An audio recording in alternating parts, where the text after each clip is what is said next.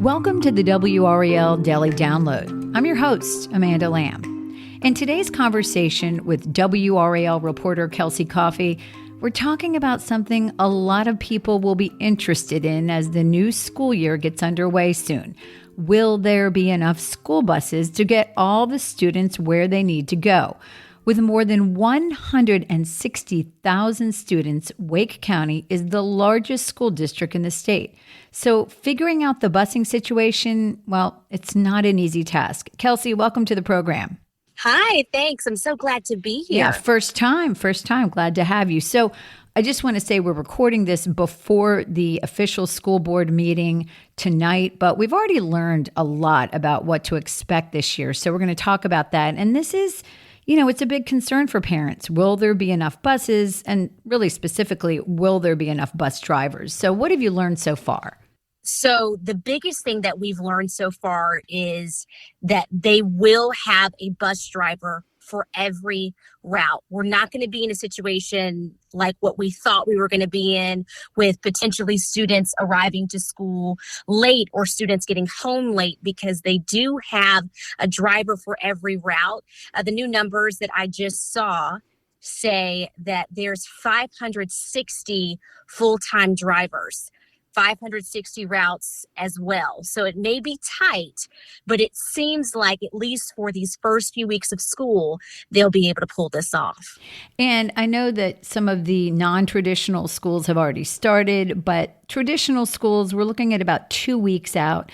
And like you said, it sounds like they have just enough drivers. They have just enough. It seems like it's no more, no less. Another interesting caveat of all of this is right now, they say that they don't have any substitute drivers. So if there's a bus driver that is out sick or can't make it for the day, they do not have someone extra to put in. So we may get some more information later tonight at that meeting to figure out how they can work with the people that they have if there's a driver that's absent. Yeah, and if we learn anything new from that meeting, we'll definitely add that to this show, or specifically to the show notes.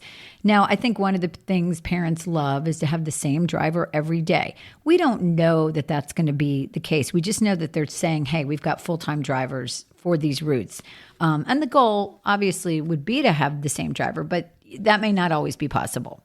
Correct. And this is just a major improvement than what we were considering even just 2 weeks ago. 2 weeks ago, we thought that about 2,000 students were going to be stuck without normal bus transportation at the start of the school year. So this is a major turnaround. Absolutely. Well, we will talk more about that after the break. Welcome back to the WRAL Daily Download. So there was a big push, as there is every year, to recruit drivers. Talk about some of the numbers you learned and the status of those recruits at this point. So I know for the recruiting aspect of it, they've definitely tried to increase pay and create more incentives for people to become drivers. But this is the number that stuck out to me the most from the recent update. It says that they have 16 bus driver candidates that have already cleared for all of their checks, and they've passed their CDL class. So some of those people are already in their bus driver trainee program, and others are currently enrolled in, or they're waiting to enroll in the DMV training. So those 16 people, that's like that last step. So hopefully we'll see these 16 potential new drivers come in early in the school year to give them a little bit of breathing room as we're, looking at welcoming so many students. They're doing it, but it's tight. It's tight with only 560. Yeah, and I mean, I don't think people realize that it's not just hiring somebody, off the street. I mean, this is a person that has to have specific training. As you mentioned, they have to have a DMV check and a commercial driver's license. Yes, absolutely. So you also talked a little bit before the break about what we were looking at 2 weeks ago, and I think that was really interesting. I know there were some uncovered routes, and there was also a pretty big number when they talked about how many students might not be able to get to school if they didn't get this problem fixed. It was pretty significant. I mentioned before, that 2,000 students may not have been able to get normal bus transportation every day. And to put that a little bit more into perspective, the school system was looking at using substitute drivers to pick up elementary schoolers every day, but then middle and high schools would only get service every other week. So that was something that was pretty significant as they were trying to figure out how they were going to do this. They were even talking about, hey, we've got to identify higher needs schools because some of these children, may not have an opportunity to figure out their own transportation. Their parents may not be as available to them. So that was, for lack of a better word, a hot mess. Before. Yeah. And I mean, it's worth noting, parents really rely on school buses. There are people who have work schedules that don't allow them to drive their children to school.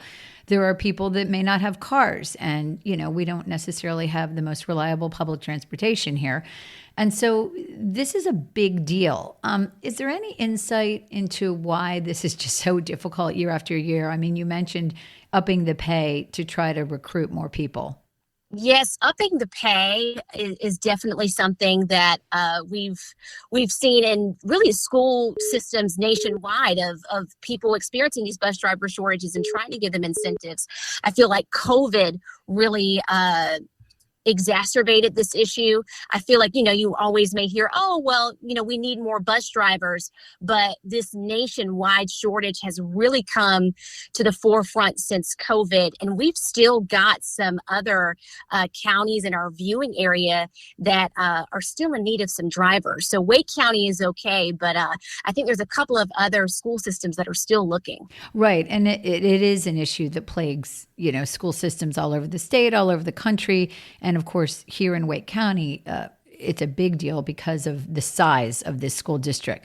So I think we need to mention that no matter how many bus drivers they have, how many routes they have covered, people still need to be patient because the first day, the first few days, even the first few weeks, there are going to be kinks. And everybody needs to kind of be flexible and patient as they get those worked out. Yes, be flexible, be patient. If you are able to be with your child at the bus stop, be with your child. If you're able to designate a trusted adult that can be with them, find people in your neighborhood to watch out for those students to make sure that everyone is accounted for, because this is going to be a big undertaking for the school system. As it always is. Well, Kelsey, thank you so much for giving us those numbers. And of course, I know you and WRAL will continue to follow this.